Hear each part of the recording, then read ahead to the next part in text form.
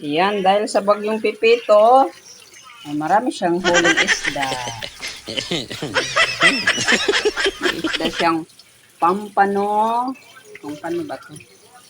May isda siyang dalakitok. Talakitok. Mayroon din siyang nahuling galunggong na malalaki. Galunggong ba ito? At mayroon pa siyang isa dyan na malaking dalakitok. Dalakitok din to. Talakitok.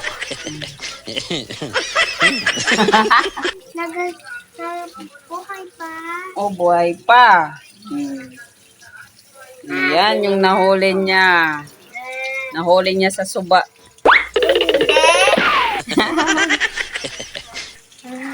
Dami naman siyang stock na isda, oh.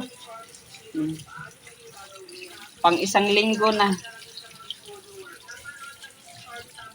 Yan yung nahuli niya. Iba-ibang klase na isda. O siya na, hanggang dito na lang. Ako ay magtutula pa. Bye-bye.